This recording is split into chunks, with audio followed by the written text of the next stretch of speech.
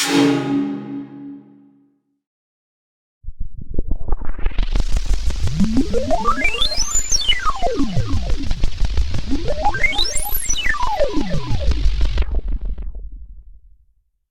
morning, and thank you so much for joining me today. My name is Nicole Biscotti, and I'm excited to talk to you about how ChatGPT can help us to target the support that our students need. So first of all, just a little bit about myself. I'm a mother, I'm an educator, and I'm also an author and a speaker. My focus and my passion is how we can best support students in our classroom and give them the tools that they need to help them to also become self-advocates. I'm a general education teacher. I teach Spanish.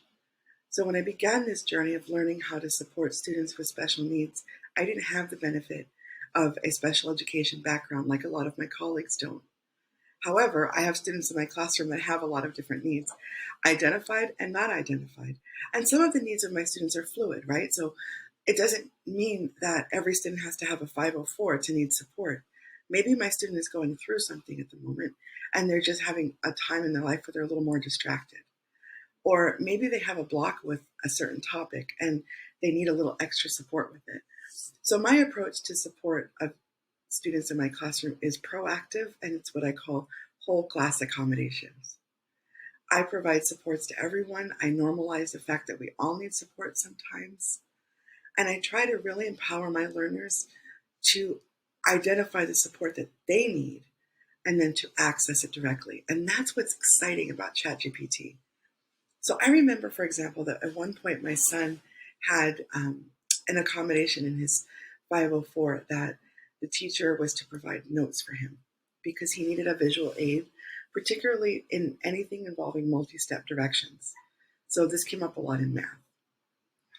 Well, that made my son dependent on the teacher giving him the notes. Now, of course, being an accommodation in a 504, it was a legal right that my son receive those, correct? But what if he didn't really understand her notes? Or what if there was a delay in getting those notes? It still kept him in this space where he was dependent on someone else to help him with his learning. We talk about students owning their learning. Well, to me, it's really powerful if we help students to own their support. So after we start working with them to learn how to identify their needs, I believe that ChatGPT can provide them instant access to what they need. So in the example of my son, to go back to that, if he was learning how to do a multi-step equation, rather than having to wait on his teacher, he could simply go to ChatGPT and ask for concise instructions of how to do something. If he didn't understand the instructions given, he could ask for more explanation of a specific step, or for ChatGPT to explain in another way. This isn't just limited to math. As you'll see in the presentation, there are many different subjects. It's almost limitless what we can do with AI and with ChatGPT in terms of providing enhanced support for our students. I've found ways to support students with ELL, ELA, in terms of helping them with their executive functions. So for our students that need a little help focusing with their reading, helping them by giving them an outline, providing access to a summary, providing access to a summary of a certain portion of a reading. And again, like I said, the list just goes on.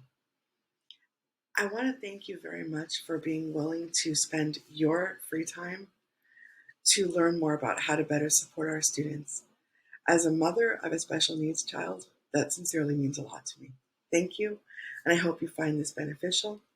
I'm always available via Twitter and email. All of my contact information is in the presentation. Please feel free to reach out. I welcome your questions and comments.